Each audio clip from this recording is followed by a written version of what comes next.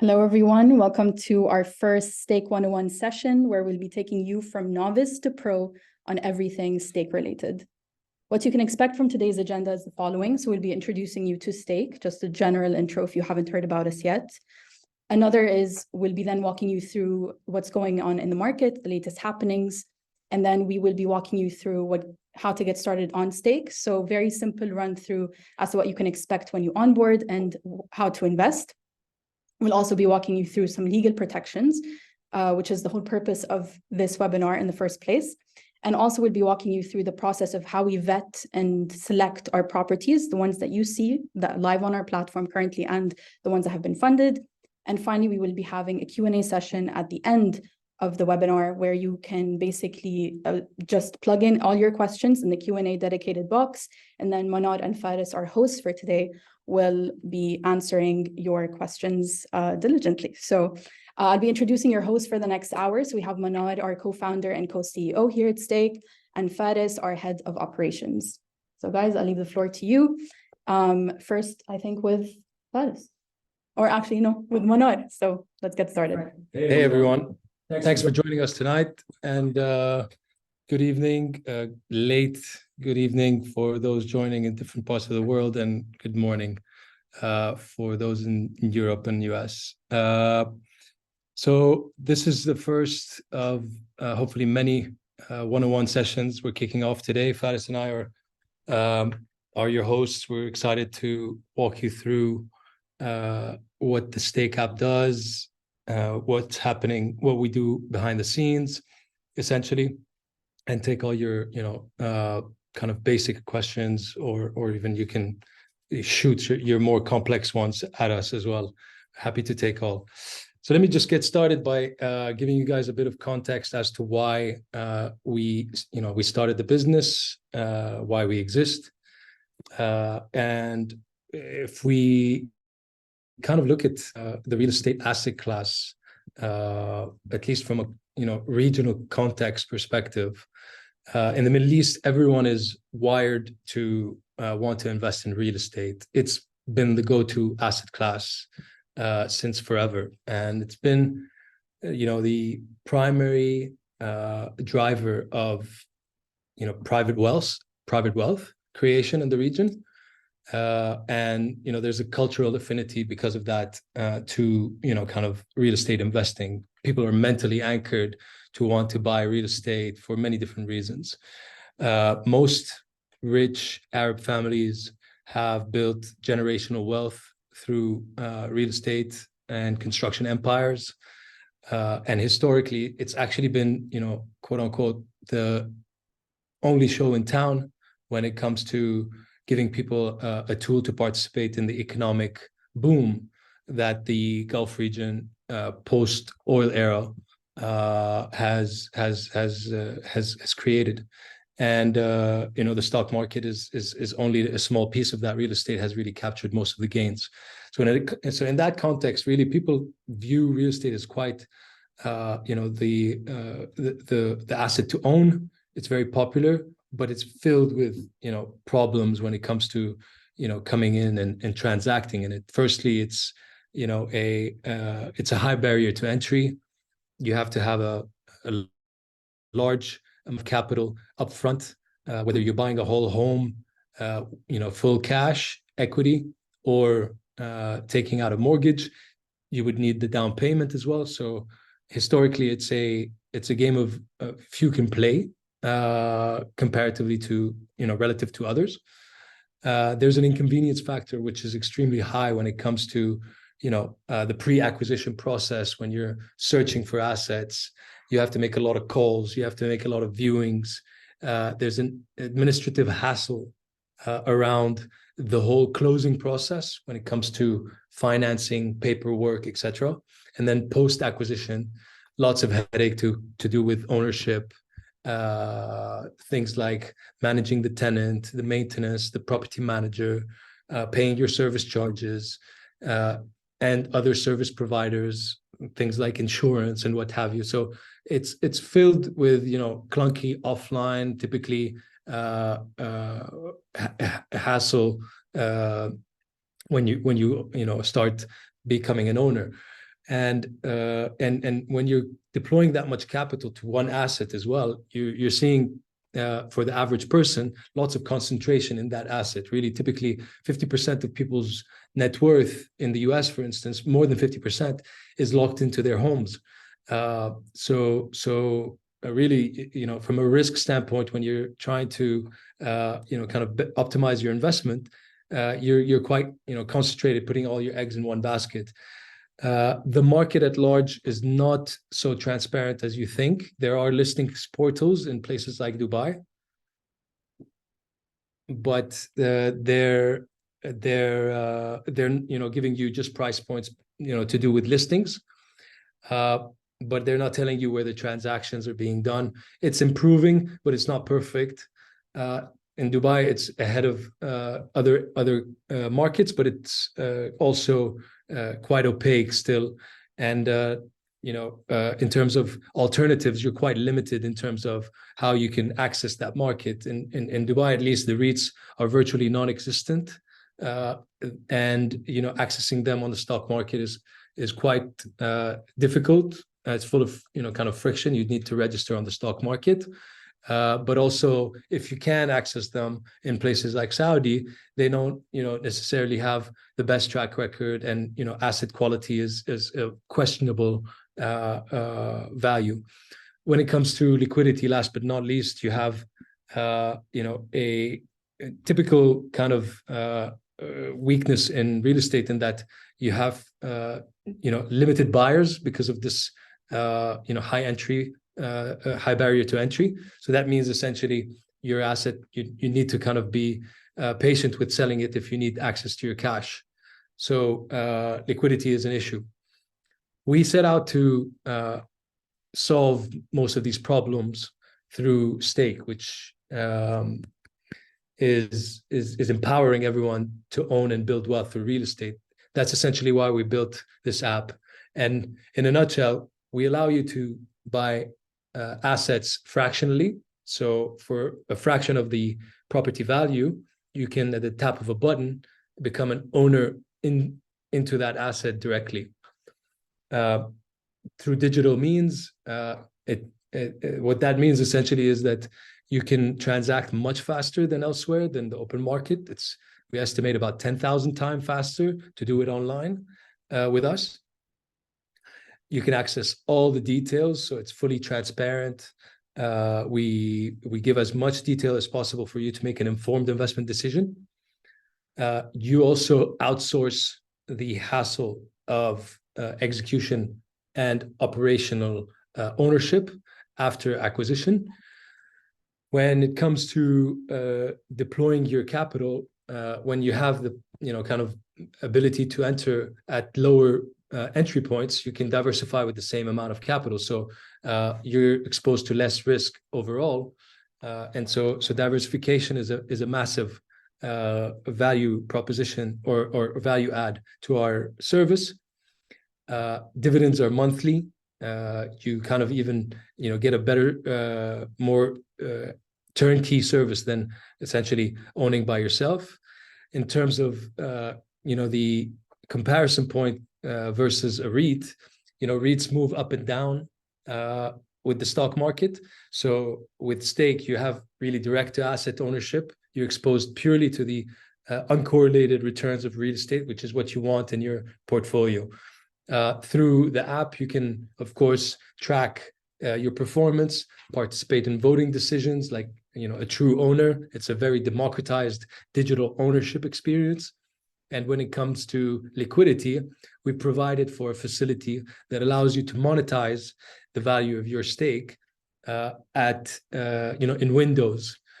So you can sell your stake to other platform investors that are entering from 500 dirhams as well. So it's really quite it's liquidity improves a lot versus owning your own property by yourself. So with this product, we went to market in January 21, and alhamdulillah, we've seen fantastic growth. We've reached now about 320,000 users. They come from 190 different nationalities and 160 plus countries. It's a fascinating thing to see, the demand for real estate in Dubai specifically come from such a wide, diverse footprint geographically. And we are really, as a team, always taken aback looking at all sorts of people from all walks of life, wanting a piece of the growth of this city, and hopefully more to come. We have about 184 million dirhams worth of transactions that we've closed on the app. We've also distributed close to 6 million dirhams in total rental income since inception. We featured in all the major news outlets, and as you can see from the chart on the right, our volume of properties sold through the app has grown exponentially, around about 21 times growth over those 2 years since we started. With this, with this background, this first intro, I'll give you guys, I'll hand over to Faris to walk you through a little bit where things stand in terms of the market dynamics in Dubai. Thanks, Manar. Hey, guys. So I feel it's important to kind of frame the setting with a brief snapshot of the current real estate market in Dubai. As they say, to know where you're going, it's important to look at where we have come and, look at what's happening currently. So basically, in a nutshell, in 2020, the complete halt of the global economy caused by COVID-19 led central banks globally towards policies such as quantitative easing and loose monetary policy. This led the world economies basically to be flush with cash, which meant that debt was very cheap, and which proved to be a great strategy to revive the economy during a complete shutdown. But the effects of this are what we are currently seeing today, which is a rapid increase in inflation. Now, to control inflation, central banks around the world resort to increasing short-term rates. This mainly causes things like mortgages used to purchase real estate to become much more expensive. I'll give you an example. A 30-year mortgage used to buy real estate in 2020 cost approximately 3% a year of debt service or interest. Whereas if you are to take a loan out today, it would cost you around 7% or higher, depending on where you are in the world. The effects of this clearly will be the decrease in demand for real estate assets globally. On the other hand, the Dubai real estate market tends to show the contrary, and has logged a whopping 35 billion dirhams of transacted volume in Q2 2023, only for ready properties. To give you a frame of the scale of the increase, in Q2 2020, so 3 years before, the number was more like 4 billion of value. So where is this coming from? It's coming from a few places. Firstly, Dubai continues to be one of the world's best cities to live in and to work in, with so far a zero tax on income, and continues to be home to liberal visa options for all foreigners. Census data shows currently a year-on-year growth of approximately 2%. Of new residents, and we are on track to log 100,000 new residents by the end of 2023. We're also seeing a majority of acquisitions, coming from all cash buyers, as interest rates continue to hover around 7% or higher. We also are seeing we're forecasting approximately 25 to 30,000 new properties set to enter the market in 2023, thus seeing an undersupply for available homes for people to move into. So you can see the dynamics between the supply and demand, nearing the end of 2023. So all of these kind of serve as good indicators that real estate market is red hot, with demand forcing prices higher and occupancy heading in the same direction. We have yet to reach the highs of 2014. In 2014, the average price per square foot transacted in Dubai was approximately 1,500 dirhams. We are closing in on that currently. We're at 1,320, but we don't see any signs of slowing. We've also noticed, on the other hand, 70% of leases signed to date are renewals, thus starting to force yields lower as there are strict rules for increasing rents. Thus price continues to outpace these rental bumps. So I'll pass it on back to Manar. So in this section, we wanted to briefly walk you through some of the steps, the key steps to getting started on stake. Typically, it's quite simple. All you need is a phone, internet, and we say 3 minutes. We try to live by that claim. Technically, you can. What we usually start in terms of kind of once you've signed up and created your account. If you wanted to get started with your first investment, once you've kind of browsed our offerings, live and previously closed, you would need to get started by, as a regulated entity, would be required to get some of your KYC documents or details. It starts with your employment details. You would upload your documents. You just need a passport and a proof of address, and boom, you're then ready to invest. Once you've browsed, you have the chance to fund your wallet and make an investment right from there. It actually doesn't even also require, you could skip the fund your wallet step and go straight to make an investment. We've built a journey that allows you to check out with a cart, similar like when you do your shopping, and straight from there you get to start earning your monthly dividends. In terms of these documents that you need to furnish, it's your passport and a proof of address. Usually the proof of address is anything like a utility bill or a bank statement, something that's fairly recent, less than 3 months old, that shows where you live. And we're required to get that residential address verification by regulation. Here's our lovely compliance team who are in charge of verifying these documents, clearing them, and they are working very hard to try and kind of clear as fast as they can these documents that you submit for you to start investing. Once you've kind of made your decision, we don't want to be late in turning around your quote unquote your application.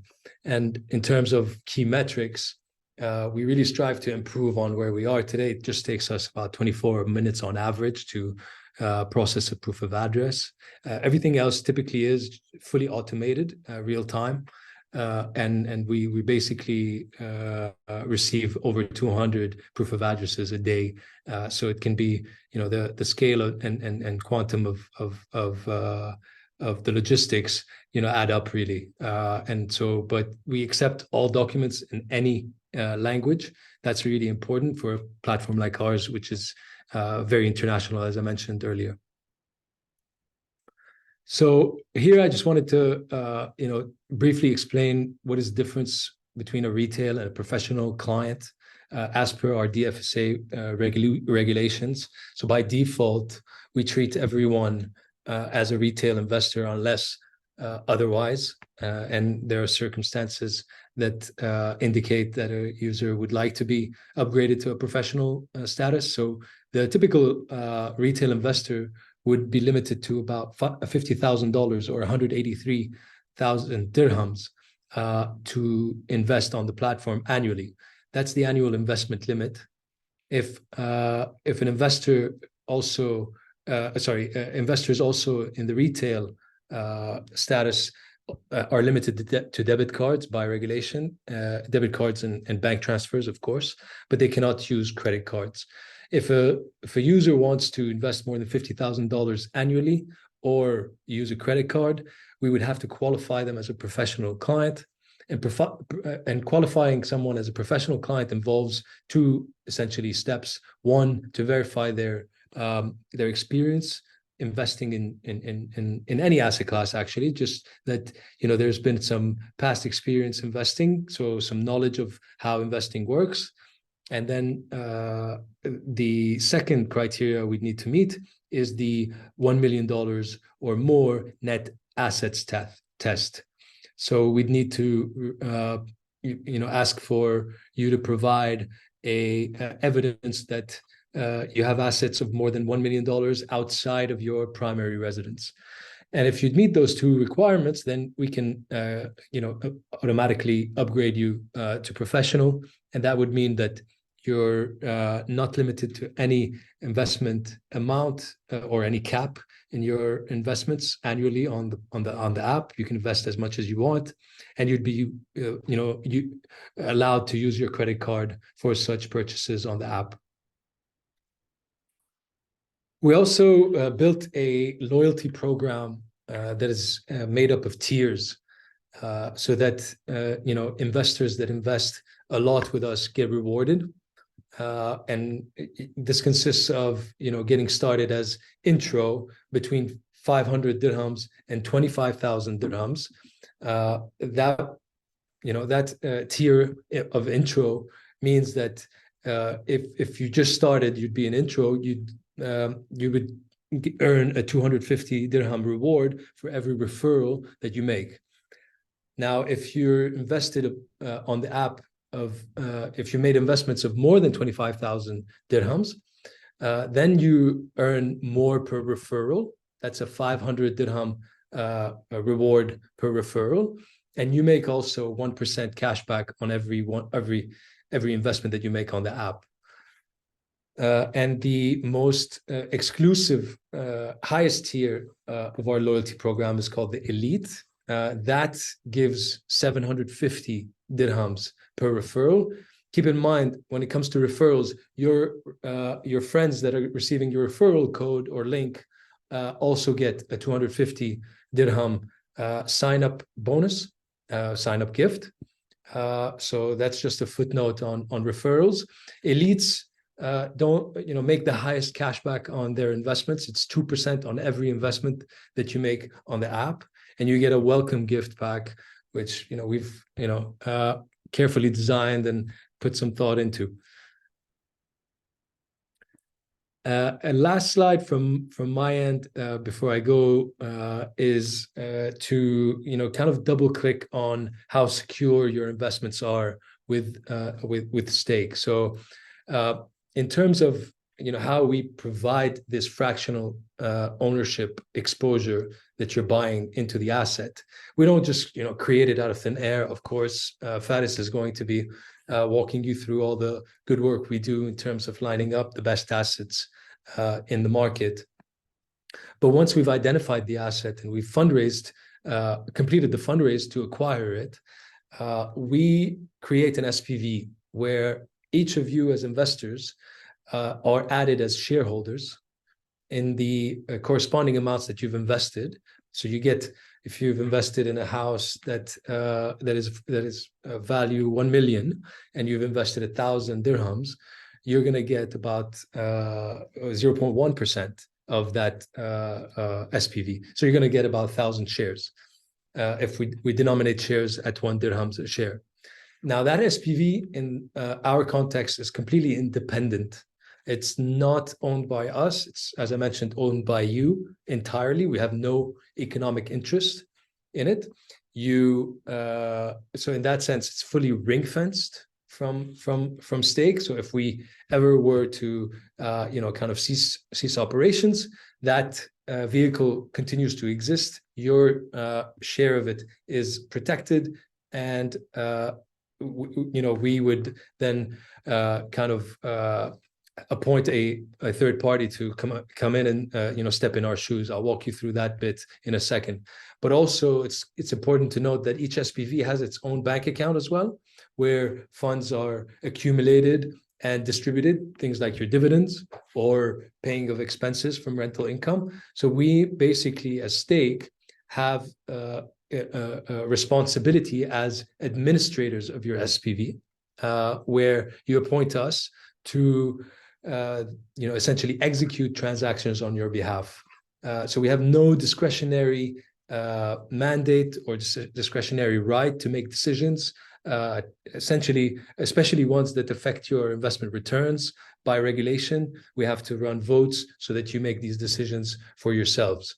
Now, this SPV structure really is ideal in that, like I mentioned, we can put unlimited amounts of investors into a property through that SPV. The SPV owns the title deed to the property. That title deed and the share certificate documents are all accessible to you through the app. On each of one of your investments, there's a property details page highlighting all the documentation that you need to have in store, as well as a link to the share register of the DIFC, where these SPVs are based. It's a public register, and all details can be viewed on that website. It's not our website; it's the DIFC's. It reflects your name as a shareholder in that SPV. So really, it's as robust as it gets in terms of giving you that protection over your investments. The SPV is bankruptcy remote, as I mentioned. If we go into liquidation, God forbid, in the unlikely case that ever were to happen, your vehicle is intact, and your exposure is not to us as a business. There's no equity or credit risk attached to us.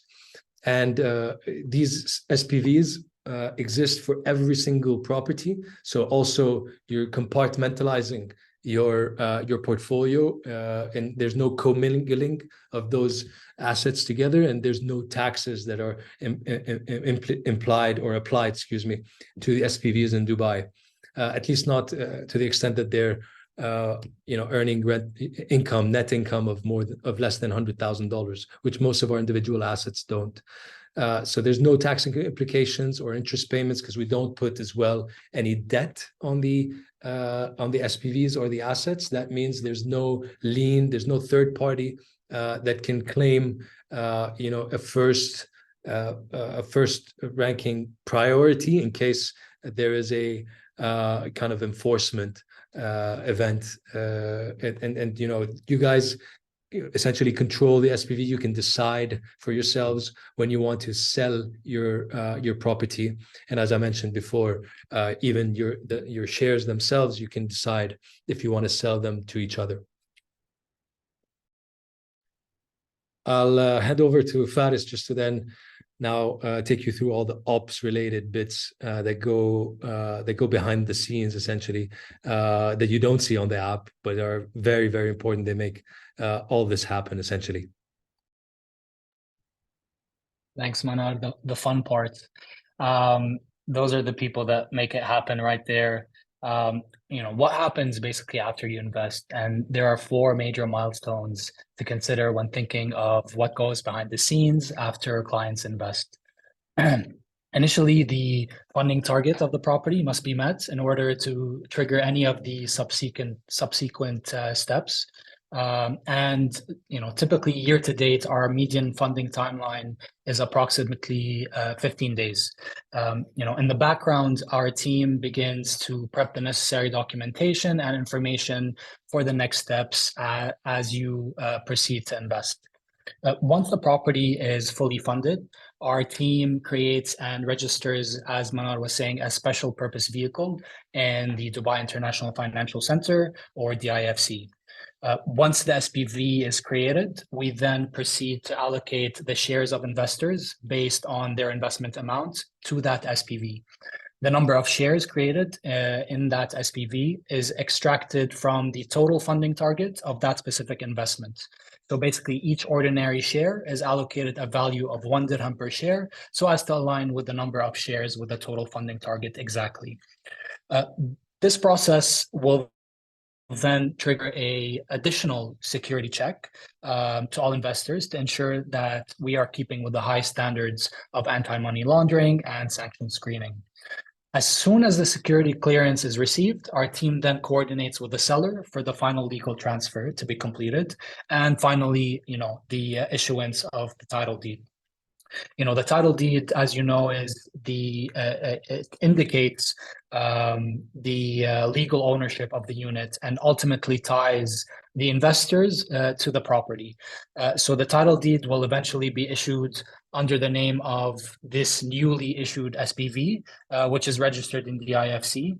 And as Manar was explaining, the ultimate beneficiary owners can be confirmed via the DIFC Public Registrar of Companies online website. After that, our team proceeds to issue the copy of the title deed and the share certificates to all investors, for any future reference. And then finally, our asset management team is then handed over the property and is then tasked with all of the works needed to get the unit fully operational and rented out and basically income generating. At this point, the strategy has been already set. So, this is part of, setting the strategy is part of the acquisitions strategy, but now comes the time for the execution of that strategy. Some of them are turnkey, other units are value add. That's why our team, should be at this point taking full responsibility to execute on the strategy outlined initially at the point of acquisition. So briefly taking you behind the scenes of the acquisitions. The acquisition strategy, is a key function of our operations team, and in a nutshell dictates which units, first of all, to focus on, how will these units be managed, and what financial expectations are to be projected. Stake has built its strategy majorly around Class A and Class B assets, as we believe that, in managing the risk associated with these investments, i.e. The volatility of these investments.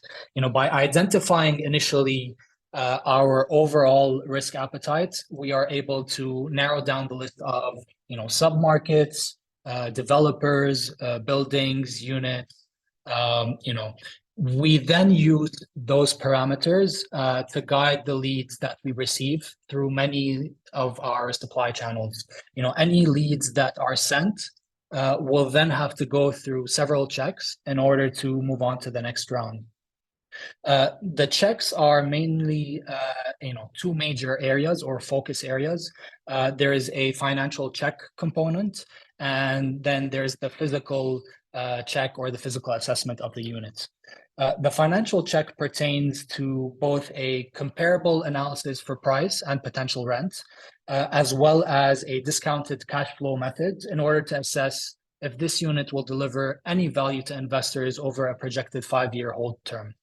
Assumptions are collected from market data and from many of our property manager partners, our broker partners, who are really on the ground collecting real-time information.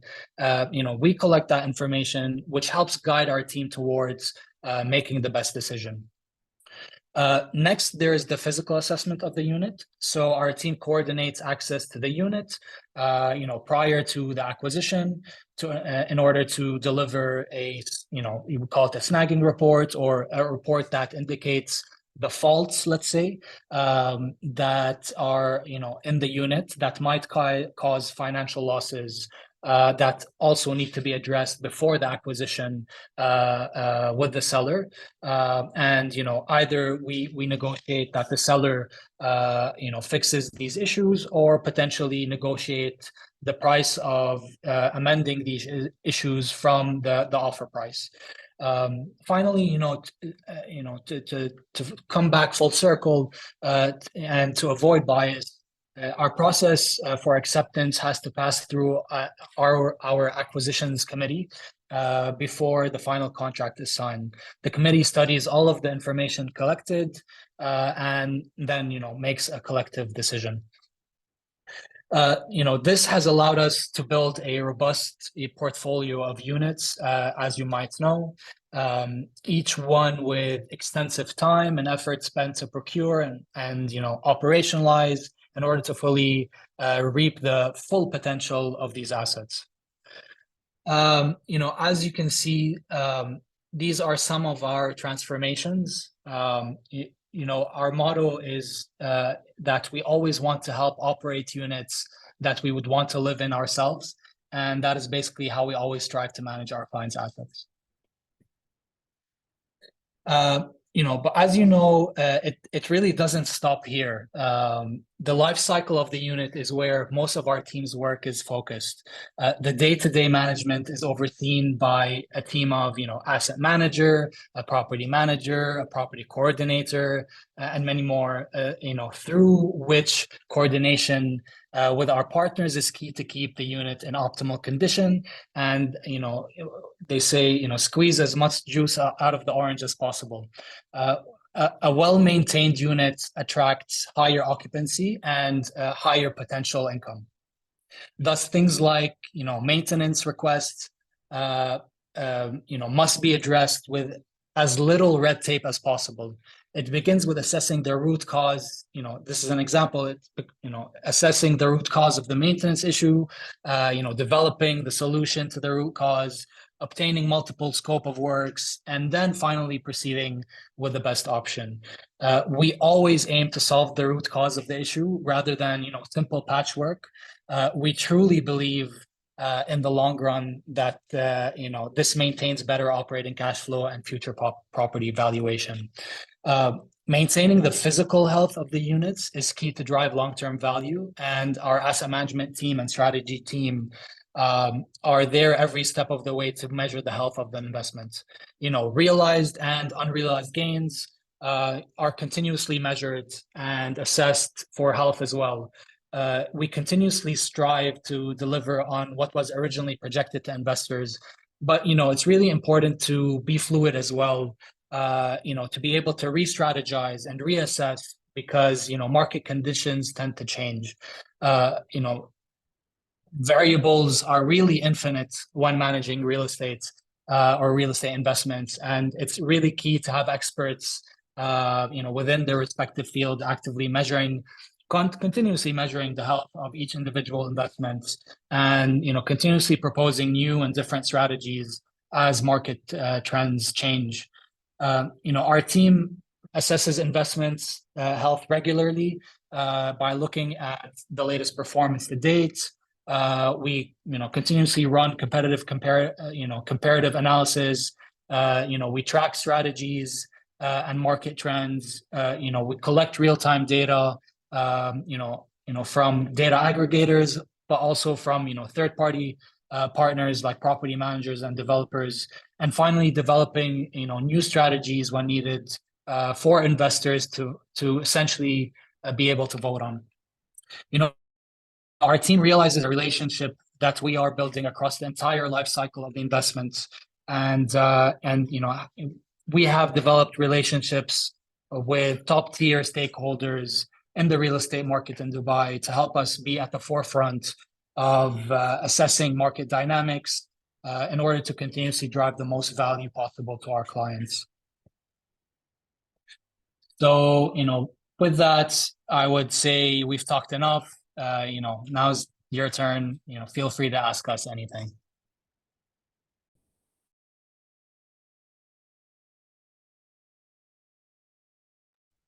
Let me jump in and answer. We're going to take questions one at a time between me and Faris. So some of you have been patiently waiting since you've sent your questions on the Q&A.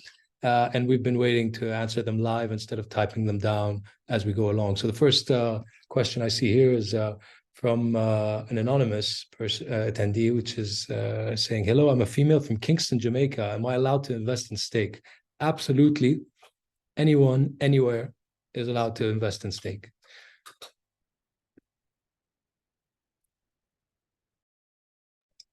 Sorry, taking a drink of water. So yeah, the next anonymous attendee, why would a seller sell to stake instead of selling directly to the highest bidder? It's a really great question. You know, there are benefits to selling with stake. You know, our track record speaks for itself. You know, we have funded 100% of our properties so far. So when we, you know, make an offer, it's always you know, guaranteed to eventually close. We also have a very light touch. You know, we need access to the property you know, once in order to assess with our team the condition, the evaluation, and eventually the photos and 3D tour. So, you know, there are many benefits. You know, these are two of why you know, a potential seller would want to sell to stake. I just want to add that actually on this note, it's a compelling value proposition that we have for sellers in the market. Actually, we are selling assets faster than the open market. Your typical landlord, if you own a property that you live in, or actually even more so if you have it rented out, it's an investment property of yours and you want to sell it, it's actually a lot of hassle to sell it in the market. It will take a long time to get listed. You have to brief a bunch of brokers, and then you have to accommodate viewings with a tenant inside, which means a lot of logistics. So with us, you kind of deal with only one party. We're regulated, so every you know, kind of document that we enter into is serious. We have you know, an agreement that protects you also in case we don't end up you know, selling the asset. But as Faris mentioned, we've had 100% success rate on we haven't canceled a single project.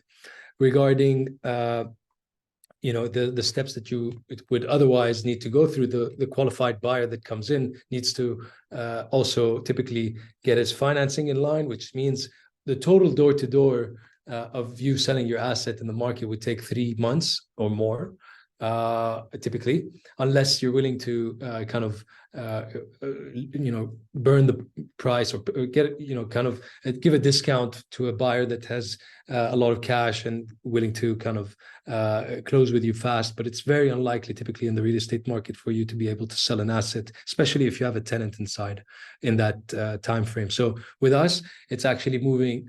Properties are selling sometimes in less than a week. And so, you know, it's really compelling for sellers to sell through us. And no, we're not the highest bidder.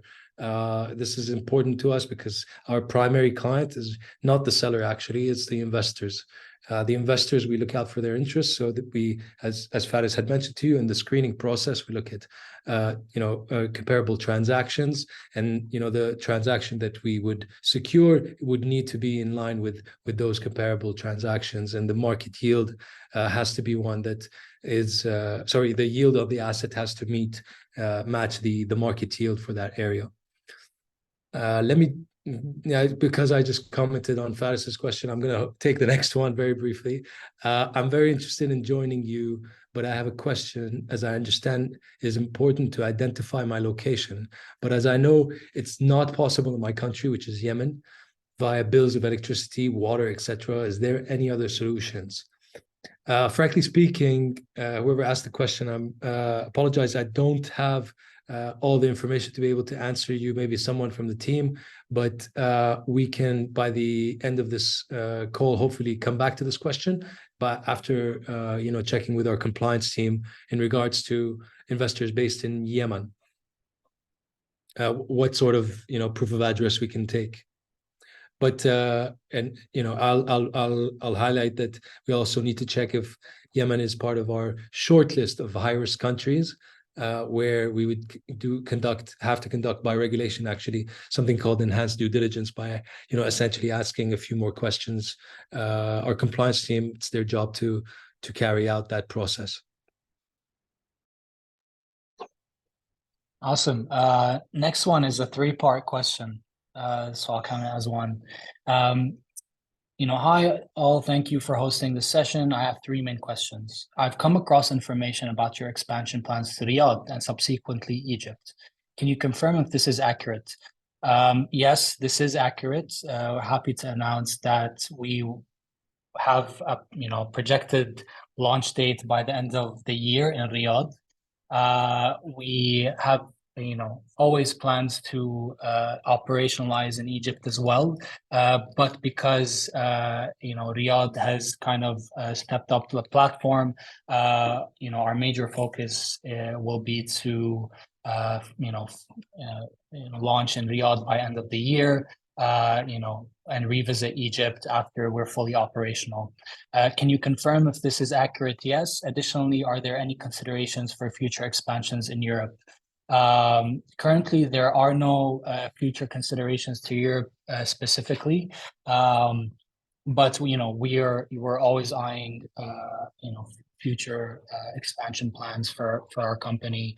But currently, we're focusing on the MENA region. And are you exploring diversification into other asset classes, such as small, medium-sized hotels? We are, we have a very strict path to how we and what type of asset classes that we acquire. Because we are a regulated entity, we always are looking to acquire new asset classes, but stay tuned for more. As of now, we only acquire ready-made residential units. Being new to the platform, I haven't noticed properties acquired directly from developers. Are there plans to incorporate off-plan purchases that might offer the potential for high capital gains? Same answer to if we're buying different asset classes. Currently, we're restricted to turnkey or ready residential units, and we can't offer any off-plan purchases as of today. We're constantly looking to how we can incorporate these types of new acquisition strategies. Finally, in the scenario of an economic downturn where a property is valued below its acquisition price, how would this be reflected in the accounts? Also, how frequently do you have properties reevaluated by surveyors post-acquisition? We update valuations every 6 months. Just to keep the eye on the unrealized gains for every single investment. During a downturn, properties get repriced continuously. This will be reflected in the valuations that we upload. In case of an economic downturn, we always real estate is a tangible asset at the end of the day. The things that change during an economic downturn are mainly, price fluctuation. But real estate asset class is a cyclical asset, right? So sometimes it's down, sometimes it's up. But when it's up, it's going to go down. And when it's down, it's going to go up. So your investment horizon changes, so your hold term changes. But there's always an asset class backed, right? So that's kind of how you weather the economic downturn. Just want to make a note on the expansion to Europe in the future. Of course, that's in our roadmap, but as Faris mentioned, we're focused on delivering the international cross-border investments on the ground and having a local presence in Riyadh and in Egypt. But that cross-border to Europe or US and UK is very top of mind. We'll get to it in our roadmap, hopefully in a year or two. Actually, it's something that we think about a lot. In regards to Marwan's question in Arabic, can I invest in the name of my daughter who's 2 years old? First thing, Allah yakhli lak iyaha, in Arabic. Marwan, you would need to, at this point, just buy on her behalf. Actually, we're working on a product, a new product release that will allow you to have segregated portfolios that you can assign to different people. We do have a minimum age to invest on the app, which is 18 years old or more. So technically, the answer to that question is at this point in time, no, you would need to kind of invest in her on her behalf. But we're working for a product improvement for you to at least have that portfolio segregation to know what investments you've made, for her or for you or for any other family member you would like. Another question. You as stake company buy the property first and finish all the installments, then give the contributors the opportunity to buy it from you. No, Ahmed, we don't buy the property ourselves. We're not allowed to own the property. This is purely, we are administrators in this transaction. We match the buyer and the seller. But the answer is no, we don't own the property. The property is directly purchased by the investors. We sign an agreement with the seller to list their unit on our platform for exclusively for a period while we fundraise for the unit. Investors start to buy on the platform. As soon as the funding target's reached, the money is then paid to the seller directly. So you're dealing directly with the seller. Omar is asking also, can I sell my share easily if I decide to? Yes, absolutely. That facility that I mentioned earlier, which is called the exit windows, allows you to sell your share easily. But as of now, we open the windows every 6 months. And there's a 1-year lockup from buying a new property being listed on the app. So in regards to your question, the ease of selling is there. We've kind of seen it through with our first iteration of the exit windows, and we're going to continue to improve on that. But it was a big success for us. We saw a bunch of transactions, bunch of buyers actually come into the market and buy stakes of platform investors.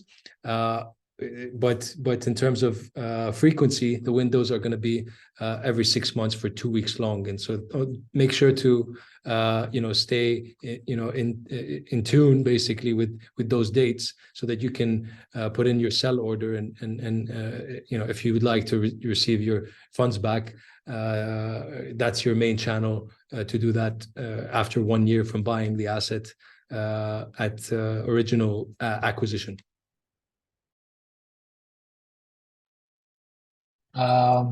What do the next 5 years look like for stake in terms of expansion of the team and properties in different regions?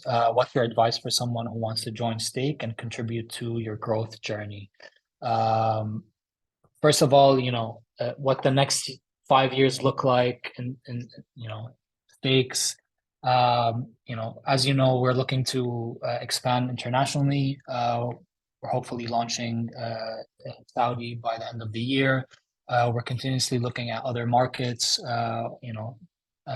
So international expansion is top of mind for us.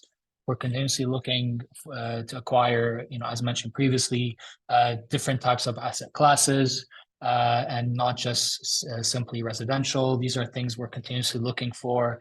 We're trying to create as much diversity for investors, not just geographically, but also across asset classes as well, making it very seamless for people to invest and diversify.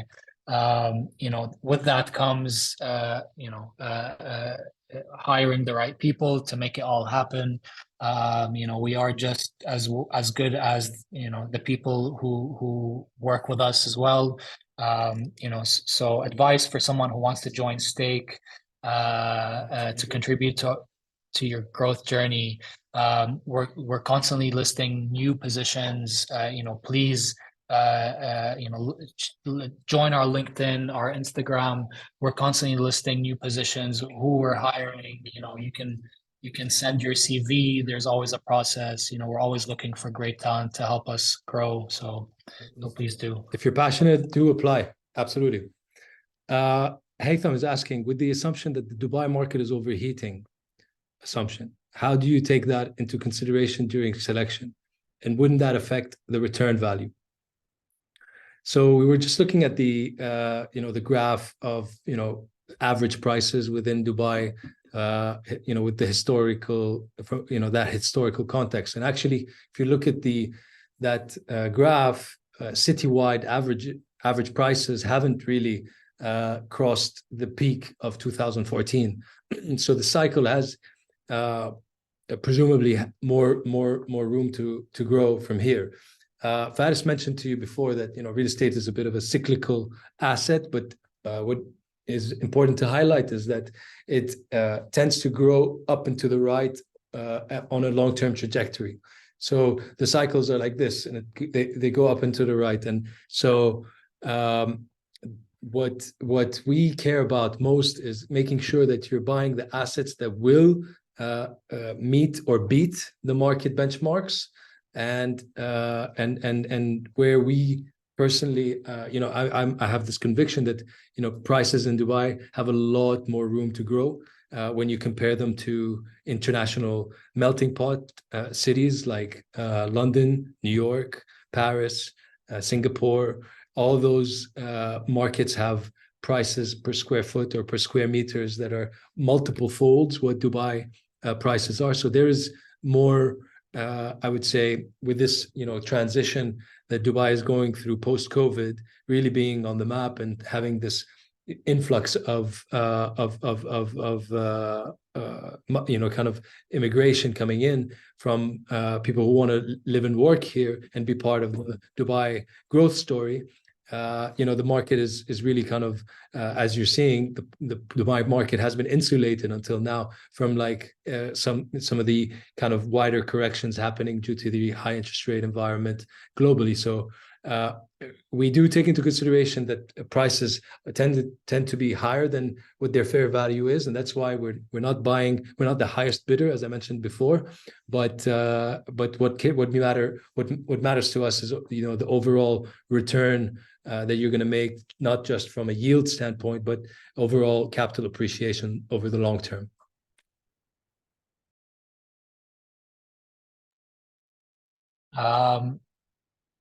Hello, thanks for this interesting webinar. I really appreciate it. We appreciate you as well. I have two questions, please. Is the resale of the stake easy to achieve?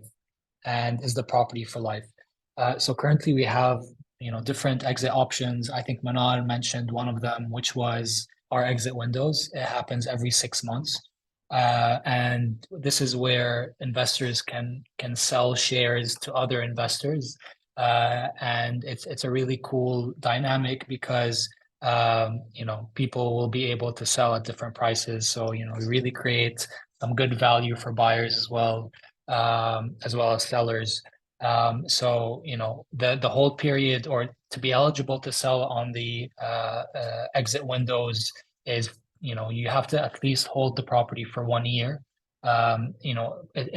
It's really important to note that real estate must be held for long term. It's a frictional asset. It's a long-term investment. Capital appreciation happens over a while. So we always recommend 3 to 5 years of a hold period. And it kind of answers your next question, where our original projection is always 5 years. But if you want to sell at any time prior, you're able to sell on our exit window.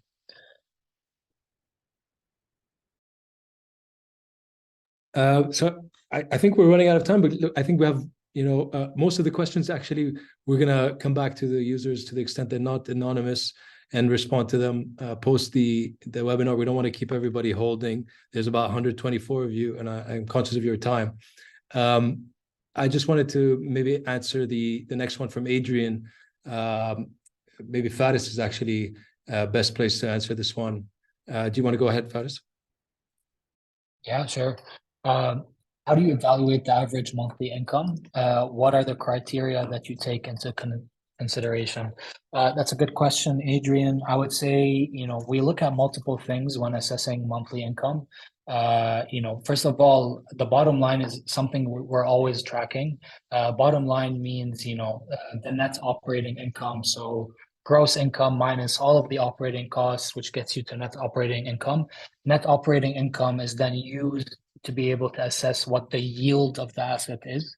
So when acquiring a property, we always look at what are rents like in the market. We always look at what are the signed leases of similar units with similar layouts in the building itself or similar buildings in the area as well.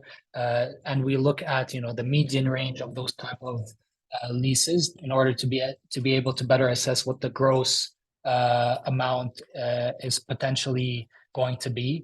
We also look at the listings that landlords put on Property Finder, Butte. We aggregate that data as well to see where landlords feel those leases must be.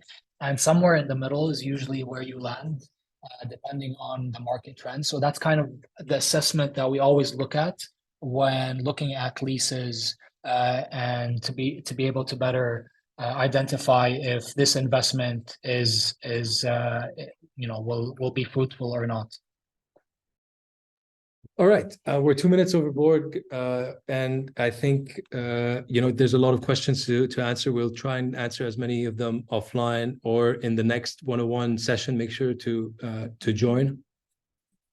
And if there are any really pressing questions that you want to have answered immediately, also do shoot them on our email, contact@getstake.com. Really appreciate everyone's time. Thanks for listening, and hope to see you on the next 101 session. Thank you very much. Have a good evening.